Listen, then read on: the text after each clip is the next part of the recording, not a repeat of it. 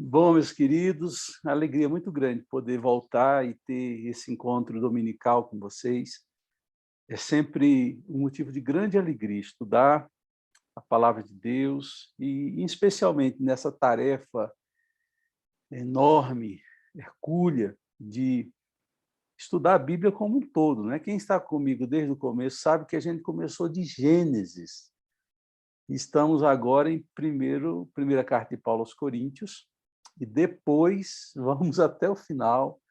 O Novo Testamento a gente está estudando mais particularmente, detalhadamente, por isso que a gente tem gastado um tempo precioso em coisas preciosas, aprendendo da palavra de Deus. Mesmo assim, a gente não está sendo tão profundo como deveria ser. A gente está pegando aquilo que reputamos que é importante e deixando outras coisas importantes de falar, porque não tem como falar tudo. A Bíblia é inesgotável. A Bíblia é uma fonte inesgotável do saber de Deus. E quando a gente chega no capítulo 11, nós demos uma pincelada na reunião passada, de uma forma bem prática, de lições do capítulo 10 e do capítulo 11, mas eu quero hoje adentrar no capítulo como um todo. Nós vamos ali descobrir alguns temas que são tratados e também nós faremos aplicações práticas para as nossas vidas. E eu coloquei na tela essa pergunta, né? O que é o culto? Por quê? Porque você vai descobrir que do capítulo 11 até o final do 14, Paulo está falando da vida cultica da igreja de Corinto, do momento em que eles se reuniam para cultuar a Deus. E aqui nós vamos descobrir que há uma distinção da vida orgânica da igreja.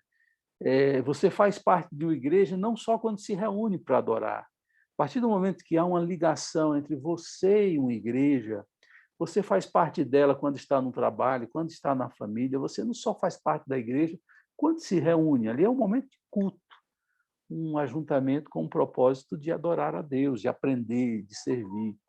Então, nesse sentido, nós podemos fazer essa distinção entre o que é reunião e o que é a vida cristã normal, o que é fazer parte de uma igreja na dinâmica da vida e o que é um culto. E dessa forma eu já estou definindo para você que culto é ajuntar a outras pessoas, reunir com outras pessoas com o propósito de adorar a Deus, de aprender dele, de fazer o seu nome grande.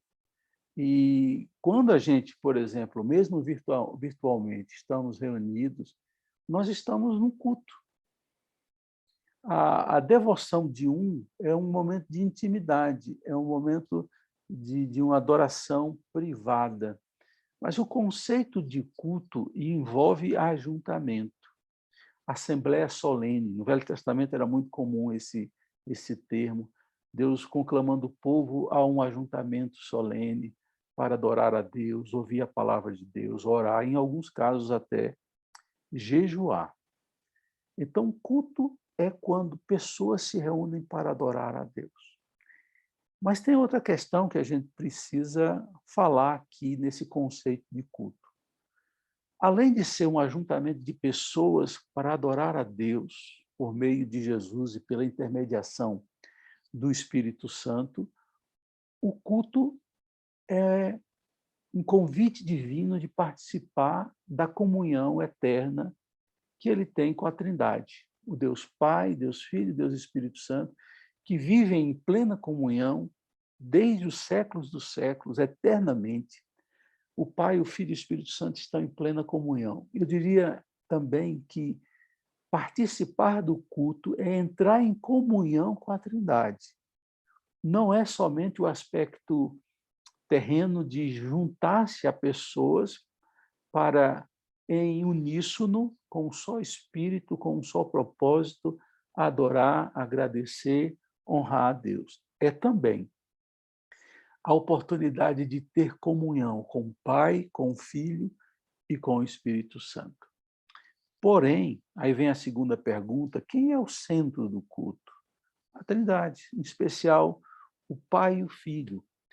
Por quê? Quando você estuda João, você vai descobrir que o Espírito Santo, ele tem um propósito de fazer o nome de Jesus grande. Ele age no silêncio, ele fica na coxia, ele fica atrás da cortina. Enquanto o Pai e o Filho são exaltados, ele trabalha para que os corações dos homens e das mulheres possam se encher-se dele e eles terem condições de adorar o Pai e o Filho. Quanto mais você estiver buscando Deus, quanto mais Jesus for o centro da sua vida, o Espírito Santo está muito ativo no seu coração.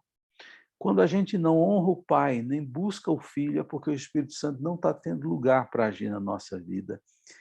E o centro do culto é Deus e Jesus. Nós não podemos nos reunir em culto para buscar aquilo que nos agrada, o louvor que nos agrada, o tipo de pregação que nos agrada, o tipo de louvor que nos agrada, o tipo de ambiente, se tem ar-condicionado, se não tem, se tem estacionamento na igreja ou não tem, isso tudo ajuda. Mas, sobretudo, você vai para se esvaziar. O culto não é um momento para o homem, o culto é um momento para Deus, é quando nós somos convidados a entrar na comunhão.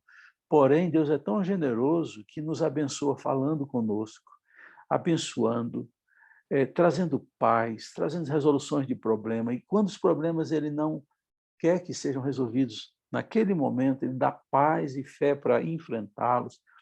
Ele nos faz crescer na espera, que para nós é tão difícil.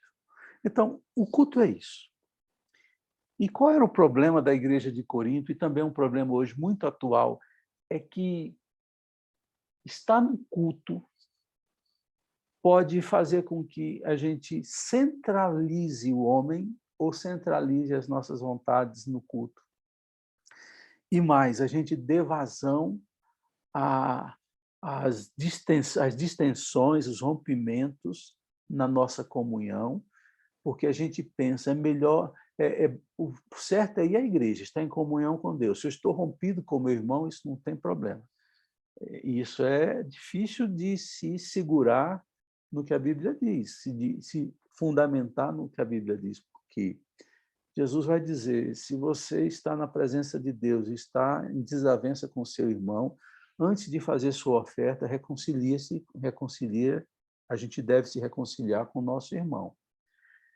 E João, na sua primeira carta, ele vai dizer que o ódio não faz parte da natureza daqueles que são nascidos de Deus. E a gente precisa, portanto, buscar reconciliação. Então, o culto nada mais é do que um momento de comunhão com o Pai, com o Filho, com o Espírito Santo e com os nossos irmãos. É preciso aparar esta. Sempre que a gente está no culto, é momento que Deus nos dá para perdoar a quem não nos pediu perdão, perdoar a quem nos pediu perdão e também pedir perdão a quem nós ofendemos, ou na presença de Deus. Em alguns casos é importante fazer isso à pessoa que nós ofendemos ou que nos ofendeu. E quando você vai para a igreja de Corinto, você vai encontrar alguns problemas. Quais são estes problemas que nós vamos encontrar na igreja de Corinto? São 3. Na hora do culto, lembre-se que eu fiz a distinção entre o momento em que não tem culto, que nós temos uma relação como irmãos, e o momento em que nós nos reunimos para adorar a Deus. São justamente esses 3 problemas que acontecem quando as pessoas se ajuntam para adorar a Deus. O primeiro problema estava relacionado, são problemas relacionados à postura de algumas mulheres. E isso vai se encontrar no capítulo 11, do versículo 3 ao versículo 16. Eu vou fazer aqui um levantamento muito breve do que está acontecendo em Corinto. Havia no Oriente e também na Grécia o costume das mulheres casadas, das mulheres honestas, de cobrirem com véu os seus cabelos, porque aquilo ali era uma distinção muito clara e visível de que ela era uma pessoa casada, compromissada. As mulheres que não usavam véus eram mulheres que eram prostitutas. E vocês sabem, pelo que nós já falamos, que havia mais de 1000 prostitutas cultuais na cidade de Corinto. A cidade de Corinto era uma cidade portuária e uma cidade da deusa Afrodite, que é a mesma deusa Vênus. E uma das formas de culto era o coito sexual no templo e também na cidade. Era uma cidade com uma promiscuidade muito evidente. E as mulheres prostitutas usavam, alguns dizem que elas viviam com cabeça raspadas e também não usavam véu. E o problema é que quando Paulo começa a falar do que Deus fez na vida dos homens e nas mulheres, equiparando-os diante dele, o que distingue o homem da mulher são os papéis que eles desempenham. Não é que um é mais importante do que o outro, são os papéis. Então, quando a Bíblia vai falar que o homem é o cabeça da família, do lar, não está dizendo que ele, por ser homem, é mais importante que a mulher. Biblicamente falando, há uma equiparação. Paulo vai falar isso em Efésios. Quando a gente for estudar Efésios, Paulo vai dizer que o muro que dividia foi destruído e agora não há homem, nem mulher, nem grego, nem gentil, nem escravo, nem livre. Todos somos um em Cristo Jesus. Isso trouxe uma libertação, isso trouxe um grande alívio para as mulheres, mas, ao mesmo tempo, as mulheres começaram a entender mal a mensagem. As mulheres não, parte delas. Elas entendiam, já que nós somos iguais, não tem esse negócio de a gente agora se submeter a usar véu. Nós vamos orar na igreja sem véu. E elas começaram, algumas delas, a querer fazer reivindicações que extrapolavam o aspecto cultural. O ensinamento aqui não é um ensinamento bíblico. Paulo está resolvendo um problema local que o sinal cultural de entender o seu papel era usar véu, no caso das mulheres. E quando as mulheres começam a se rebelarem, Paulo diz, olha, não é certo o que vocês estão fazendo. Porque culturalmente, lá fora, esse é o padrão que se tem. Que a mulher ela tem como sinalização do seu papel como mulher dentro da estrutura familiar e da estrutura social, está dentro de um papel de submissão, e a palavra submissão aí é submissão. Ela tem uma missão com o seu marido, mas o marido responde. Antes que alguém diga, então o homem é superior. Não, são questões de papéis. Por exemplo, no seu trabalho, eu não sei se você trabalha numa repartição que você tem um chefe. O chefe é melhor que você? Não. Ele pode ter algumas habilidades, ele pode ter mais experiência, ter mais títulos, ter domínio, ser uma pessoa na área mais competente, com mais recursos. Mas como ser humano, ele não é melhor que você. Mas tem ele como cabeça seu, ele é o gestor e você o ajuda na tarefa. Isso está em todas as estruturas relacionais do ser humano, em todas as culturas. E Deus disse que no lar o homem é o cabeça. Isso não quer dizer que ele toma a decisão sozinho. Eu creio na conversa, construção de decisões, marido e mulher, e o ideal é que seja tomado em consenso. Porém, quando não há consenso, o chefe toma a decisão. Aí alguém pode dizer, mas isso é cômodo. Cômodo nada. Quem toma decisões responde a Deus. É o pior que se tem em termos de responsabilidade. Você lembra de Adão? A gente sabe que Eva foi seduzida, depois ela seduziu seu marido, dizendo que ele devia comer também um fruto. O homem foi convencido pela mulher a comer o fruto. Mas quando Deus os procura, Deus não vai em Eva, Deus vai em Adão, porque ele era o cabeça, ele era o responsável. Então, o homem que pensa, eu sou o cabeça do lar, saiba que você vai prestar conta a Deus. Então, isso é muito importante que se deixe claro, que se diga. Tá? Então, quando a gente olha para esse problema, era um problema vamos dizer assim, de má compreensão de uma doutrina que dizia que o homem e a mulher eram iguais diante de Deus. Elas não entendiam que haviam papéis e o papel era de responsabilidade superior. Não é de mandar nelas, mas de responsabilidade. São papéis que a gente desempenha. Por isso que Paulo diz, olha, vocês precisam usar véu. Na cultura hebreia, se você vai em Israel hoje, os homens não usam véu, mas usam kippá. E uma vez eu perguntei, por que vocês usam o kippá ou solidel? São sinônimos, né? E um judeu me respondeu, quando eu uso um kippá, eu estou dizendo que eu estou debaixo de autoridade de Deus. Alguns judeus usam o kippá só quando eles vão para um momento de culto, de uma celebração familiar, como o Shabat, ou quando eles vão para o templo, para uma sinagoga, eles vão usar um kippá. Eles estão dizendo, eu estou debaixo de autoridade. A mulher também usa véu, a mulher hebreia, quando você vai no Muro das Lamentações, todas estão de véu. Está dizendo, eu estou debaixo de autoridade. Isso é muito importante. Na cultura deles, estar debaixo de autoridade é usar véu, ou usar o solidel. Nós, no Novo Testamento, e a igreja de hoje, está debaixo de autoridade quando? Quando você entra no culto e o seu coração está quebrantado e busca Deus em espírito e em verdade. Nós não precisamos mais de sinais externos para mostrar a nossa submissão a Deus, no nosso quebrantamento. É algo do coração, é algo que só você e Deus sabem. A gente não tem um elemento cultural externo para dizer eu estou submisso a Deus, porque pode ser uma expressão externa, e Deus está mais preocupado com o nosso coração. Quando ele diz, importa que os adoradores o adorem o Pai em espírito e em verdade. E quem sabe, quando nosso coração está sintonizado com Deus, somos nós. E Deus, sobretudo. Deus, e nós sabemos, quando nós estamos no culto ali, apáticos, indiferentes, frios, gélidos, ou então com o nosso coração aquecido. O ideal é que a gente entre na presença de Deus com alegria e com profunda reverência e humildade. Então, esse era o primeiro problema que havia na igreja de Corinto, né?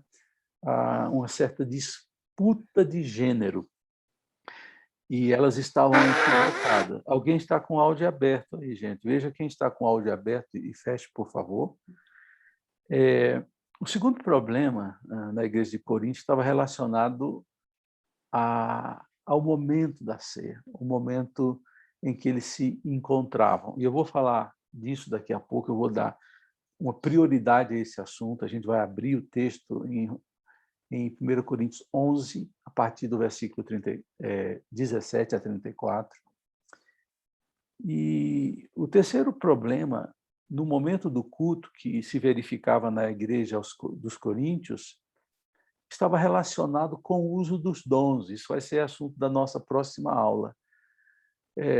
Eles começaram a eleger dons importantes, criar uma escala de dons em que havia dons mais importantes do que outros. Lembre-se que do capítulo de 1 a 4, eles também fizeram uma escala de importância dos seus líderes. Uns diziam Apolo é mais importante do que Paulo, outros diziam Paulo é mais importante do que Apolo, outros diziam não, Pedro é mais importante do que Apolo e Paulo. E eles criaram uma escala de importância, dividindo a igreja em 4 partidos. Agora, eles estão incorrendo no outro risco de dizer que um dom do Espírito Santo é mais importante do que outro dom do Espírito Santo. E a gente vai ver no argumento que Paulo vai usar, quando a gente for estudar isso, que Paulo diz, se o dom vem do Espírito Santo, não há um dom mais importante do que o outro, porque vai depender do papel de cada um no conjunto da igreja, para que um que tem o dom A, outro que tem o dom B, outro que tem o dom C, na harmonia de uma orquestra, possa cada um abençoar o outro que não tem aquele dom. Portanto, todo dom é importante e nenhum deles pode ser visto como mais importante e, sobretudo, como sinal de espiritualidade. Alguém mais espiritual, outro menos espiritual. Isso na aula que vem vai tratar disso. Então, são esses três problemas relacionados ao momento em que o povo se reunia para adorar a Deus. E você vai ver que nos três problemas, e são problemas porque o homem tenta desvirtuar aquilo que seria um momento de profunda comunhão, de profunda humildade, de igualdade, de quebrantamento, para ser um momento de disputa, de atitudes inadequadas. E não só na igreja de Corinto, a gente vê isso hoje acontecendo. O culto hoje está mais centrado no homem do que centrado em Deus. E quando o culto é centrado no homem, as pessoas vão para o culto pensando nelas e não pensando em Deus. Você tem que entender que quando você vai para a igreja, você vai para adorar a Deus, você vai para crescer espiritualmente.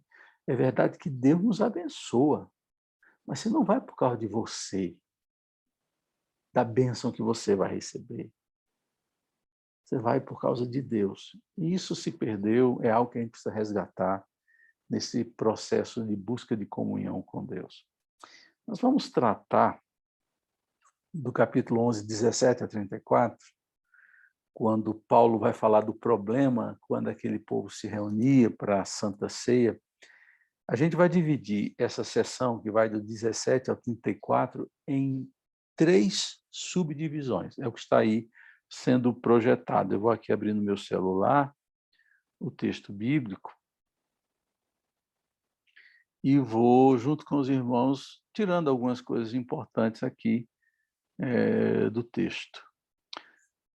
Então, a primeira parte fala da reunião preparatória antes de se realizar a ceia. Naquela época, hoje não se faz mais, havia a festa do amor, ou a festa ágape. Ágape é uma das palavras gregas para amor, o amor sacrificial, o amor de Deus. Por exemplo, quando você lê João 3,16, no grego fala assim, hutos ga egapesen ton cosmon. Agapesen é uma flexibilização do verbo. O verbo usado ali, porque Deus amou, é a palavra ágape em grego. É um amor que não busca nada em troca. Parecido com o amor dos pais pelos filhos, que eles não buscam nada em troca. É um amor que se entrega, que se doa, que não tem interesse. Então, essa festa ágape era realizada antes da cerimônia da ceia, quando se comia o pão e se bebia o cálice. E o que estava acontecendo nesse momento? Se a gente ler o versículo 17 a 22, eu vou ler aqui, você vai ver qual o problema. Entretanto, nisto que lhes dou, que vou dizer, não os elogio, pois as reuniões de vocês mais fazem mal do que bem. Imagine a situação. Uma reunião espiritual, quando as pessoas se juntam para louvar a Deus, faz mal e não bem. Isso é perfeitamente possível. E por quê? Aí Paulo fala no versículo 18. Em primeiro lugar, ouço que quando vocês se reúnem como igreja, há divisão entre vocês, e até certo ponto eu creio, pois é necessário que haja divergências entre vocês para que sejam conhecidos quais dentre vocês são aprovados. Quando vocês se reúnem, não é para comer a ceia do Senhor, porque cada um come sua própria ceia sem esperar pelos outros. Assim, enquanto um fica com fome, outro se embriaga.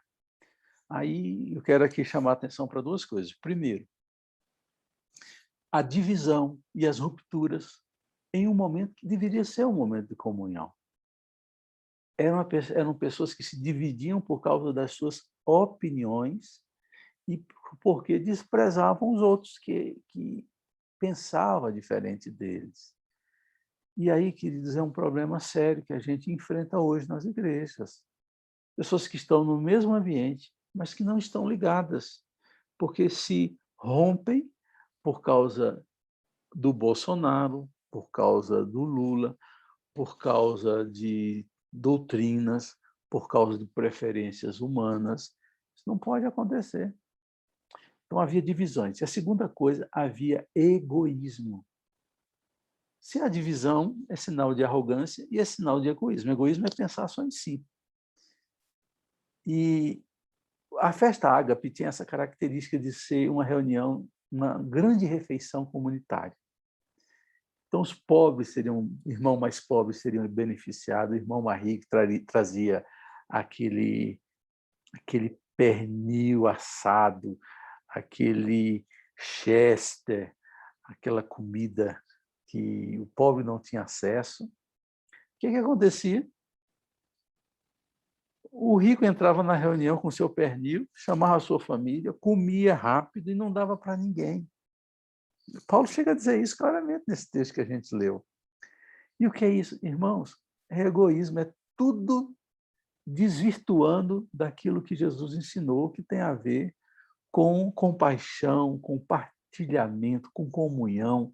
Isso é igreja. E quando a igreja, cada um só pensa em si, deixa de ser o protótipo idealizado por Jesus.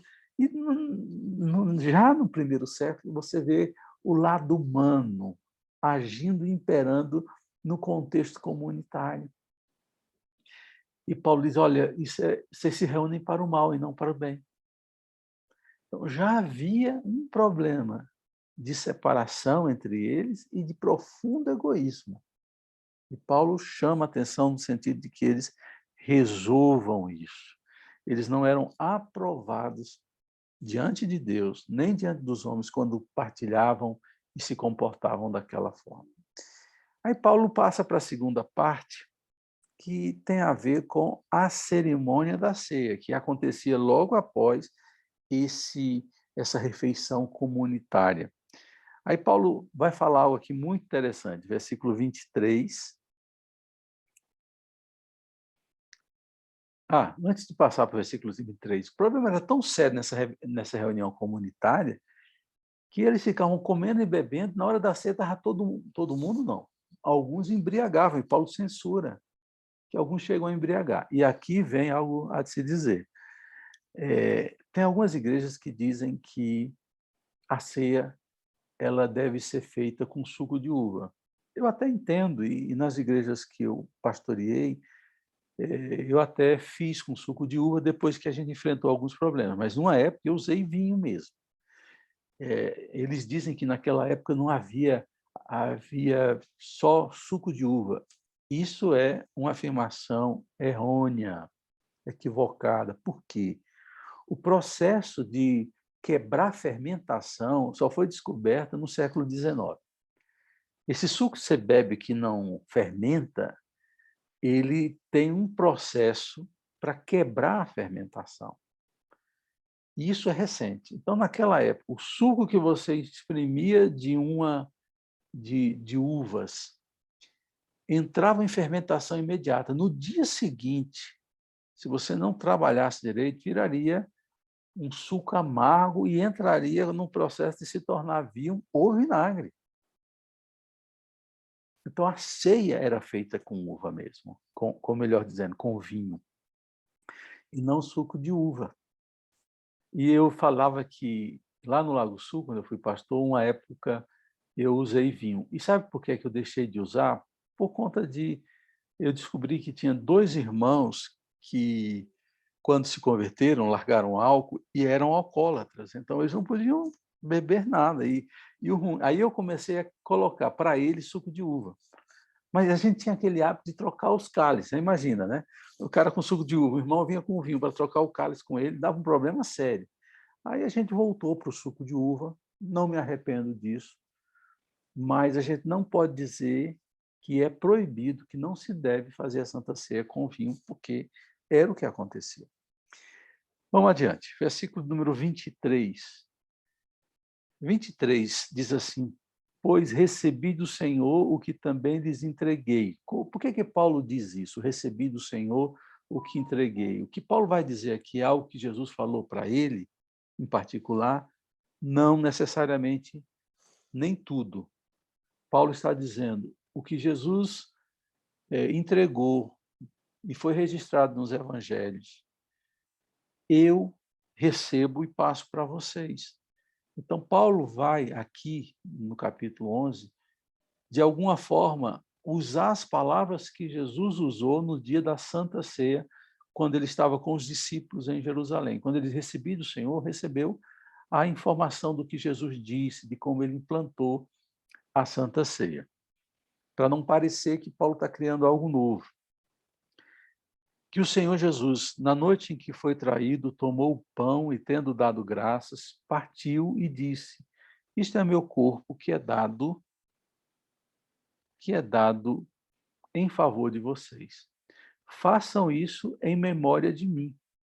Da mesma forma, depois de ceiar, ele tomou o cálice e disse: Este cálice é a nova aliança no meu sangue. Façam isso sempre que o beberem, em memória de mim. Porque sempre que comerem deste pão e beberem deste cálice, vocês anunciam a morte do Senhor até que ele venha. Até aqui, por enquanto. Há muito a se dizer, eu vou ser bem resumido. Jesus fez isso, ele deu graças, levantou o pão, partiu, deu aos seus discípulos. E disse: Isso é meu corpo, isso representa meu corpo. Daqui a pouco eu vou falar um pouco das 3 visões interpretativas da frase que Jesus disse: Isto é meu corpo. E quando Jesus dá o pão, ele diz: Vocês vão fazer isso em memória de mim. Sempre, regularmente. Jesus não dá um prazo, se deve ser semanalmente, se deve ser mensalmente, trimestralmente, ele não dá esse prazo. A missa nada mais é para os católicos esse momento da Eucaristia como uma forma de fazer em memória dele semanalmente. Toda missa é um momento da Eucaristia. Não tem missa sem Eucaristia, né? Nós evangélicos preferimos, na grande maioria, fazer a ceia mensalmente. Mas isso não impede que seja até mais longo o período de espaçamento. O fato é que a gente nunca se esqueça. Se tem uma coisa que Jesus quer que você nunca esqueça, é o que ele fez por você na cruz do Calvário. Por 2 vezes ele diz: fazer isso em memória de mim. Em memória de mim. Ou seja, para que você tenha na memória aquilo que lhe dá esperança. Para que você valorize aquele momento de profundo amor. Quando o pai entrega o filho e quando o filho se entrega. E João vai dizer isso, e colocando o que Jesus disse no seu evangelho, ele diz: a minha vida ninguém tira de mim, eu espontaneamente dou. E João 3,16 vai afirmar de uma forma categórica: porque Deus amou o mundo de tal maneira que deu o seu Filho unigênito. Então, é uma entrega de amor, é uma entrega completa, sem busca de retorno por isso. E quando a gente participa da ceia, a gente participa lembrando do ato generoso, espontâneo, do amor envolvido por nós, porque foi feito por amor. Segundo, da importância do ato, porque a gente sabe que não há salvação que o homem possa conquistar. A salvação é conquistada por Jesus na cruz, quando ele morre em nosso lugar, pagando a nossa conta, e a condenação que deveria vir sobre mim foi sobre ele. Por isso que a Bíblia diz que o castigo que nos traz a paz estava sobre ele. O castigo que deveria vir sobre mim foi sobre ele, e em decorrência disso, quando Jesus morre a minha morte, eu creio, entrego minha vida a ele, eu recebo a paz. Eu agora sou colocado na posição de filho de Deus, eu agora tenho um novo relacionamento com Deus, porque Jesus pagou minha conta. Se Jesus não tivesse pago a minha conta, eu seria condenado, estaria em rebelião contra Deus, inimigos de Deus, mas porque Jesus fez essa obra bendita, eu estou agora próximo, eu tenho acesso a Deus. E toda vez que eu celebro a ceia, eu anuncio a morte. Por que é importante falar da morte de Jesus, do sangue vertido na cruz? Porque se o homem não entender que alguém morreu no lugar dele, ele não vai poder entender que o acesso foi viabilizado pelo Cordeiro de Deus que tira o pecado do mundo. E o Cordeiro, no Velho Testamento, nós já estudamos, traz a ideia do inocente que morre no lugar do outro. Se eu falar só das promessas que Jesus fez, sem que a pessoa passe pela cruz, eu estou pregando um cristianismo sem sacrifício, o sacrifício de Jesus e o nosso sacrifício. Quando é que eu entendo que eu devo viver uma vida de sacrifício para Deus, lutando contra o pecado, se tornando uma pessoa melhor para abençoar o outro? Quando eu olho para o sacrifício de Jesus, para a morte de Jesus. Quando Paulo fala, muitas vezes, que eu tenho que matar a minha natureza carnal, a luta contra o pecado é nada mais, nada menos do que um sacrifício que a gente faz. E a gente se espelha em Jesus. Então, quem não passou pela cruz, quem não olhou o sacrifício, a morte de Jesus, terá dificuldade de viver uma vida de sacrifício, porque ele sempre vai estar na relação com a religião, na perspectiva do que eu tenho a ganhar, e não no que eu tenho que pagar, no sentido do sacrifício de viver uma vida dentro dos padrões de Deus. E a Santa Ceia nos faz lembrar do que Jesus fez e do que devemos fazer. Agora, as consequências e implicações de participar da ceia, e nós vamos ler agora do versículo 27 a 34. Portanto, todo aquele que comer o pão ou beber o cálice do Senhor indignamente será culpado de pecar contra o corpo e o sangue do Senhor. Essa é a primeira atenção que Paulo faz para a forma de participar do culto. A forma de participar do culto tem a ver com a vestimenta certa, tem a ver com silêncio, quebrantamento, medo. Não. A ceia é um misto de profunda alegria e de reverência. Não pode ser diferente. É um misto por quê? Porque você sabe que pode entrar na presença de Deus e foi perdoado por Ele. Mas você sabe que um preço alto foi pago. O próprio pai entrega um filho. E aquilo não é uma graça barata, foi um preço muito alto. Você está na presença de Deus que entregou o seu próprio filho. E isso deve causar reverência em você. Aí Paulo vai dizer que a gente tem que ter um cuidado porque para não participar indignamente. O que é participar indignamente? Há muitas interpretações para esta afirmação. Alguns dizem que a gente participa indignamente quando a gente não reflete, quando a gente não pensa no significado daquele momento. Tem uma base, eu até acho que tem esse caminho na interpretação. Porém, a gente vai ver que Paulo, no capítulo 12, o capítulo seguinte, vai falar do corpo de Cristo. O que é o corpo de Cristo? A igreja. Ele é o cabeça e nós somos o corpo. E Paulo está dizendo, aquele que participa, eu vou ler novamente, portanto,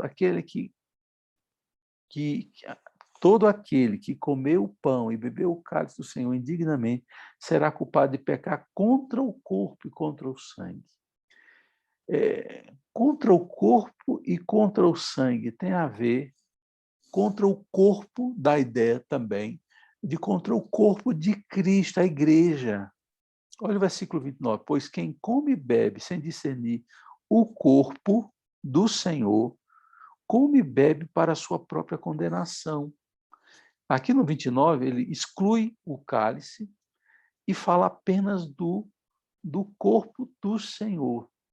E aí eu também me incluo entre aqueles que entendem que participar indignamente é quando a gente está naquela reunião coletiva, está com o coração duro contra o outro irmão, ou seja, contra o corpo, porque eu faço parte de um corpo em que sou eu e os meus irmãos. Se eu estou em rebelião contra o meu irmão, eu estou participando de forma indigna. Toda vez que eu patrocino a ruptura e não a comunhão, eu estou participando indignamente. A minha falta de humildade, de pedir perdão e de perdoar, me faz estar participando da ceia de forma indigna. É uma forma de interpretar que eu acho perfeitamente possível, somada à ideia de que toda vez que eu participo de forma indigna, sem confessar os meus pecados, isso traz problema para mim e para o corpo. Alguém que pecou pode participar da ceia? Claro, se essa pessoa ali aproveita o momento da ceia para pedir perdão a Deus, para se ajustar com Deus, é momento oportuno até. Tem muita gente, eu já ouvi isso muitas vezes, que dizem assim: ah, eu não vou participar da ceia porque ontem eu briguei com meu irmão. Meu irmão, é hora de você pedir perdão. É hora de você sair dali, pedir perdão e procurar o seu irmão para reconciliar. Muitas pessoas erram em pensar que não devem participar da ceia. E eu vejo que esse é um argumento mais maligno do que da sua razão. Por que maligno? Não, o diabo não tem intenção e não deseja que você participe da ceia, porque a ceia, ela nos fortalece. Quando a gente come o pão e bebe o cálice, a, a Bíblia diz que nós somos curados, nós somos abençoados, não só emocionalmente, o nosso corpo recebe uma visitação de Deus. E Paulo vai dizer, no versículo 30, que quem participa de forma indigna da ceia adoece. Versículo 30, por isso há entre vocês muitos fracos e doentes, e vários que já dormiram, no sentido morreram, porque participaram da ceia de forma indigna. Ou seja, pense o contrário.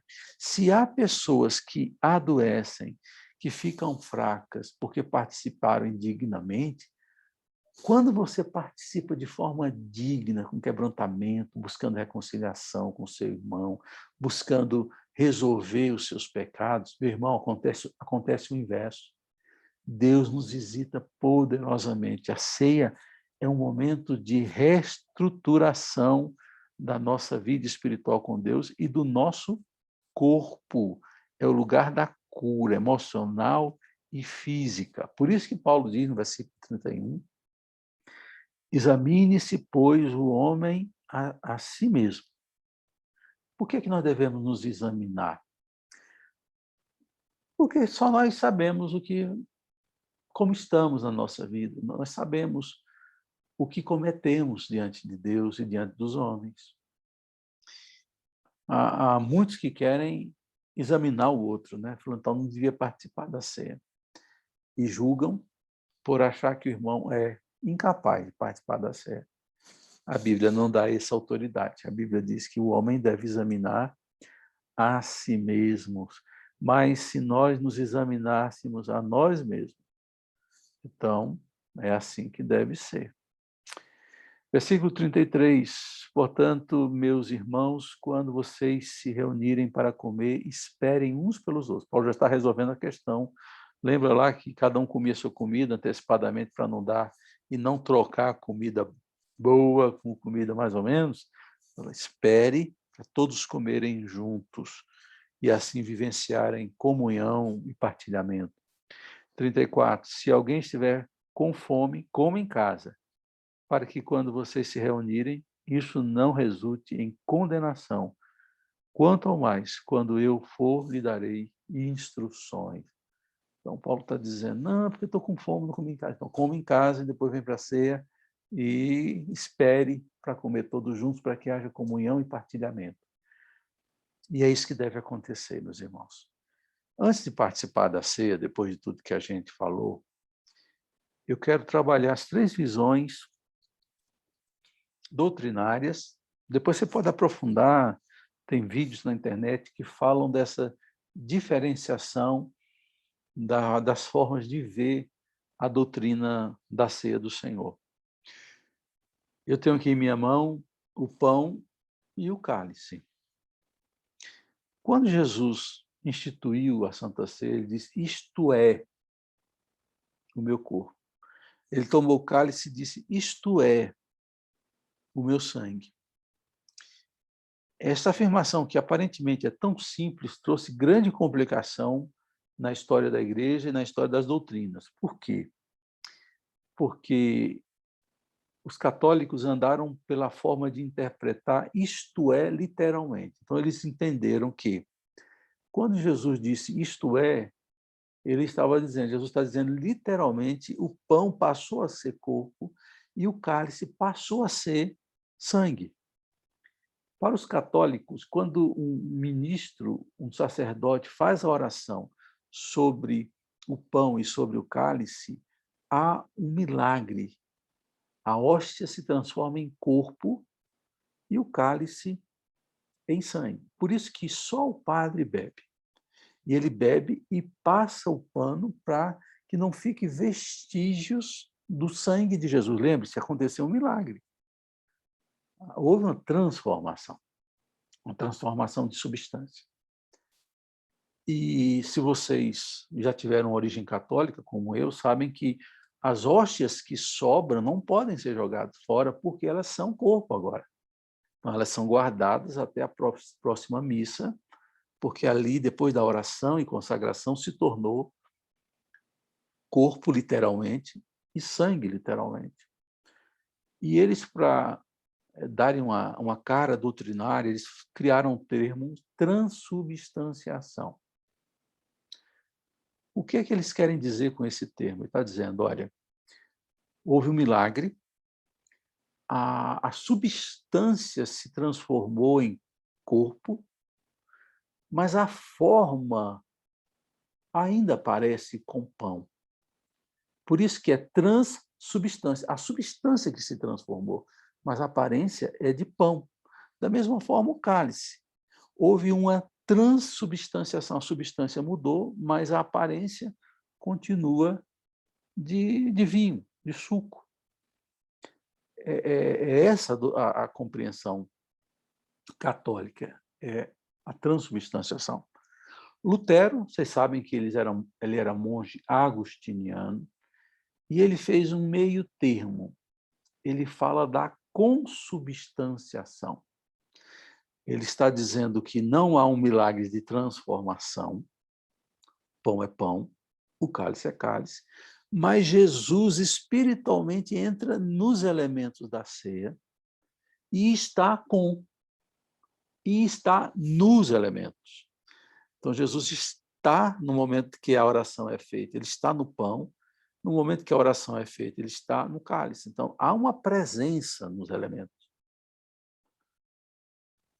Calvino e as igrejas reformadas seguem por esse caminho, dizem então que aquilo ali é símbolo, é algo que nos remete à memória de um ato que foi feito há muito tempo atrás. São símbolos que nos ajudam a refletir no preço pago, no sacrifício feito, e quando a gente come um símbolo, a gente está ajudando a nossa memória se reportar para aquele momento tão glorioso que foi a morte na cruz de Jesus por nós.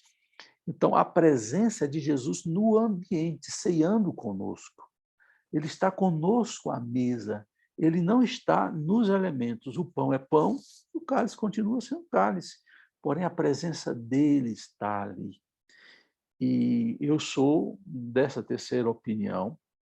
Quando Jesus disse isto é, ele não está dizendo literalmente, está dizendo que isso significa isso. É igual, por exemplo, você vai ver Jesus dizendo, vocês são o sal da terra, você é a luz do mundo. Em algum momento você pensou que você era uma tocha que saía andando aí pela rua?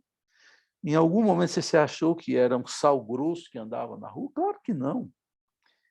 São formas de linguagens metafóricas, que ajudam o homem a entender a sua missão. Da mesma forma, quando ele diz isto é, ele simboliza o meu corpo. É um símbolo que, a partir de hoje, vocês vão usar para participar da ceia e lembrar do que eu fiz, da minha entrega do corpo, do meu sangue derramado. Então, queridos, eu queria convidar você agora. Eu não sei quantos estão com o cálice. Quem sabe a gente possa inovar hoje, né? Quantos estão aí com cálice e poderiam abrir a câmera? Bia, você está de pijama com o Tiagão?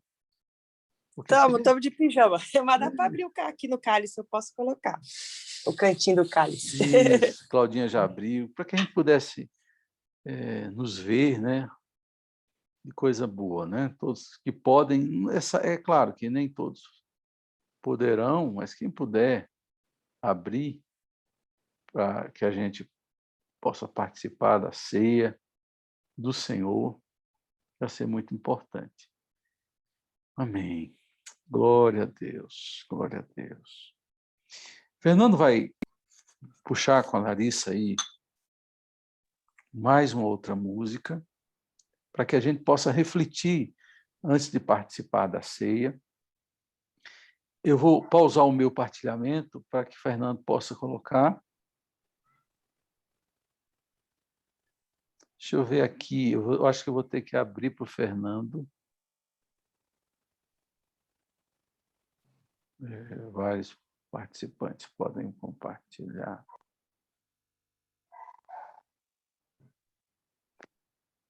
Pode partilhar, Fernando, na tela. Só nós vamos ter a coragem, gente? Vocês... Eu ainda não estou conseguindo compartilhar. Não? Então, deixa eu interromper o meu compartilhamento. Agora você vai poder. Betinha abriu a câmera.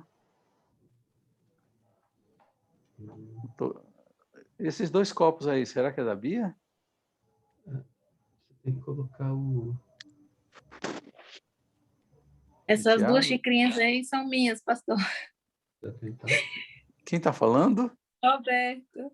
Roberta, que bom. Roberta. Benção. Sou Joe. E o Marcelão está aí? Está aqui comigo. Que bom. Que bom. Pode projetar, viu, Fernando? Ok, pastor.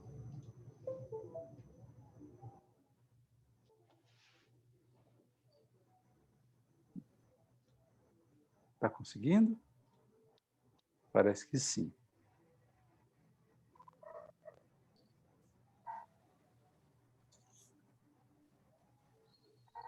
Um minuto, pastor, que...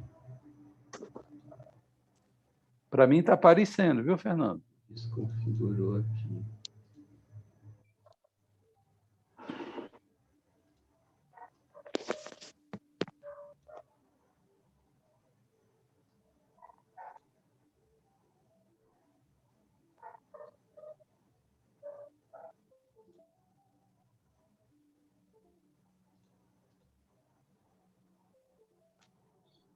A Cristânia está dizendo que ela e o Rossi estão participando. Que bom, Cristânia.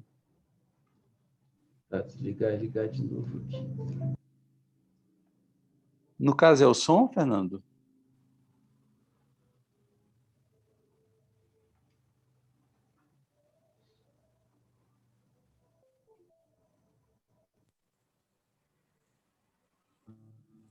Tá dando para ouvir o violão aí? Está dando sim.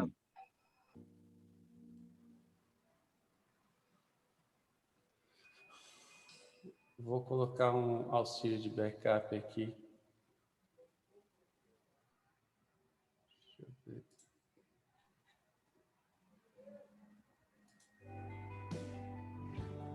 Tá dando para ouvir o fundo musical aí? É bom aumentar o fundo. Eu tinha deixado um pouco baixo só para a gente cantar em cima. Não, aumente mais um pouquinho. Vai dar. Aumente mais um pouquinho. O fundo. Aí. Aí. Sou maravilhado por tua glória. Sou maravilhado pelo teu poder. Sou maravilhado pelo teu amor que te levou à cruz por mim.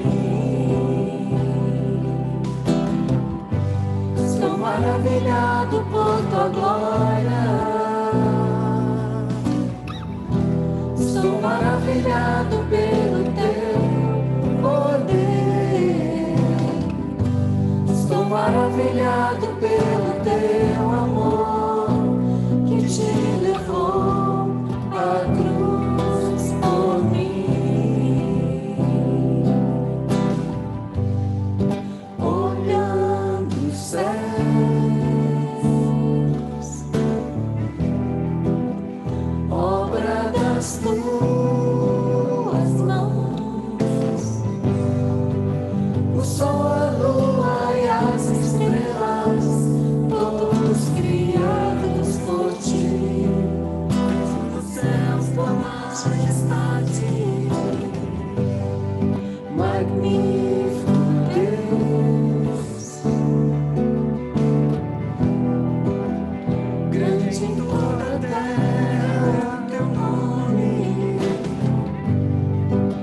da boca de pequeninos suscitas louvor,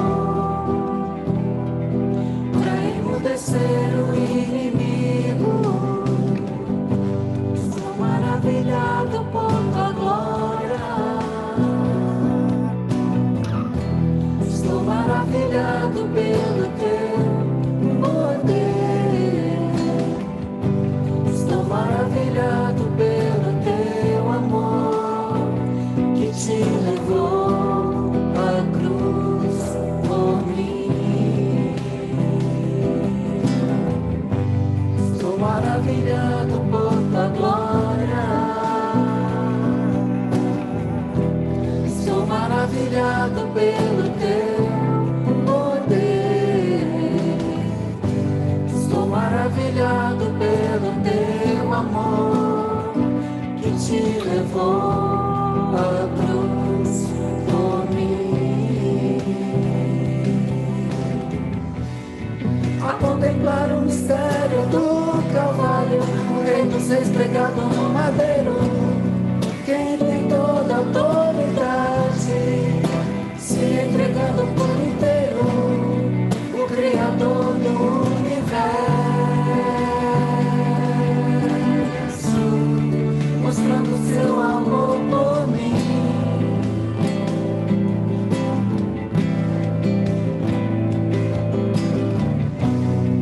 Ao contemplar o mistério do Calvário, Rei dos Reis pregado no madeiro, quem tem toda a autoridade, se entregando por inteiro, o Criador do universo, mostrando seu amor por mim.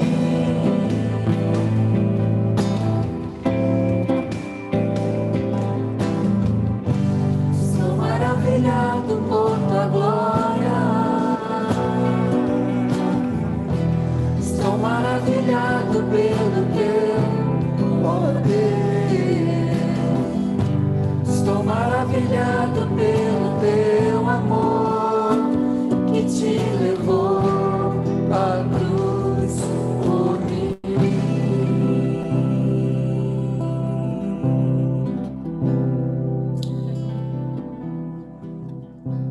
Glória a Deus. Que escolha maravilhosa. Glória a Deus, amém. Bênção de Deus. Glória ao Senhor. Meus irmãos, diante disso, de estarmos maravilhados com a glória do Senhor, estar maravilhados com o seu poder, eu queria convidar você a tomar o pão e o cálice. Nós vamos tomar isso simultaneamente. Mas antes, eu vou pedir para que... A Beth caiu, Beth? Betinha? Parece que sim. Roberta, abra seu Oi, áudio, Duda. querida, e faz uma oração para a Não gente. caiu não, pastor. Mas ela não está Aqui, Lu, respondendo. Tá aí? é porque Renata também está aqui, a gente tentou colocá-lo no vídeo, mas vai ficar no meio, está meio complicado aqui. Tá bom. Beth, faz uma oração para nós, pedindo a Deus Sim, para nos abençoar e que essa ceia seja um momento de bênção para nossas vidas. sim, Lu. Senhor, em nome de Jesus, nós queremos agradecer esse momento, Pai, de estarmos em comunhão contigo. Abençoa, Pai, cada um, irmão aqui representado. Senhor, abençoa esse sangue e essa carne, Pai, que representa o teu sacrifício na cruz por nós. Verdade. E cura as nossas enfermidades, Pai, principalmente, Senhor Deus, os nossos pecados. Sim. Perdoa cada pecado, Senhor Deus, conscientes e os inconscientes, Senhor. Faça-nos dignos, Senhor, deste momento tão precioso, que é ceiar em comunhão contigo. Nós te agradecemos e te pedimos em nome do teu Filho amado, Jesus Cristo. Amém. Amém. Tomar e comer o pão, querido.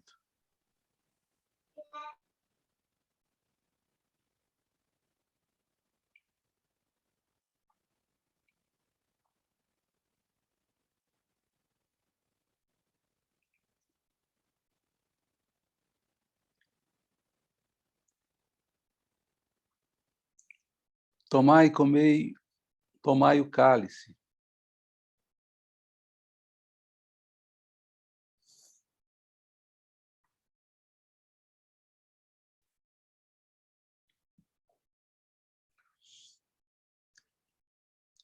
Senhor, nós queremos te agradecer mais uma vez por esse momento de profunda comunhão com o Pai, com o Filho, com o Espírito Santo e com os nossos irmãos.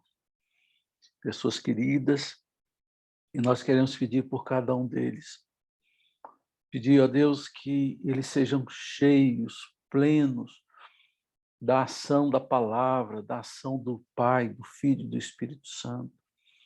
E todas as inquietações e preocupações sejam colocadas, lançadas sobre ti, Deus Pai, e que a presença de Jesus faça com que a nossa fé aumente e a nossa comunhão seja autêntica, que a nossa ligação com o Espírito Santo possa trazer o poder dos céus à terra e a gente veja o teu poder se ministrar em nossa vida. Ó Deus, cobre-nos e nos cura nesta hora, nos restaura nesta hora, pelo poder que há no nome e no sangue de Jesus Cristo, teu Filho querido. Obrigado por esta ceia, obrigado por esse momento. Nós te adoramos hoje e sempre. Amém, amém, amém. Amém. E agora, queridos, que a graça do nosso Senhor e Salvador Jesus Cristo, o amor de Deus, o nosso querido Pai, e a comunhão do Espírito Santo seja sobre vocês, hoje e sempre. Amém, amém. Amém. Deus abençoe vocês. Eu devo confessar ainda alguma coisa. Eu tive uma formação católica, né? E quando eu participava da Eucaristia, eu lembro que a orientação era botar na boca e não mastigar, porque você não podia mastigar o corpo de Cristo. Como a gente pensa diferente, eu lembro quando eu me converti, o meu pastor dizia: coma, mastigue, não tenha medo, porque isso não é o corpo, isso é símbolo. Isso representa, você não está mastigando o corpo de Cristo, você está comendo um símbolo que representa o corpo. E eu, sempre que participo da ceia, eu dou umas mastigadas boas, viu, meus irmãos? Sem nenhum medo. E ninguém deve ter medo de comer o pão e beber o cálice, tá? Que Deus abençoe cada um. Vamos fazer outra oração. Eu me comprometi, ao final, colocar os pedidos que a Cristânia fez em favor de algumas pessoas. Pedi pela Lani, irmã da Lucineide, que está entubada. Então, vou orar por ela. Ela pediu também pelo sogro dela. Mais alguém que não colocou motivo de oração no começo, quer fazer agora? É a oportunidade. Amém. Então, vamos lá. Senhor, nós encerramos essa reunião intercedendo, Pai, em favor, Senhor, desses irmãos queridos. A Lucineide, que vai para Israel conosco, tem uma irmã chamada Lani, Pai, e ela está entubada. O Senhor pode tirá-la deste terrível mal, dessa terrível situação, cura, restaura a vida da Lani. Peço também pelo sogro da Cristânia. Eu não sei o nome dele, o Senhor sabe, mas o visite, ele também está com Covid. Tem misericórdia, Pai. Dá-nos um dia e uma semana abençoada, livra-nos do mal e nos abençoe hoje e sempre. Amém, amém, amém. Fiquem com Deus, meus irmãos. Vou aqui encerrar a gravação. Amém. Amém. Bom domingo.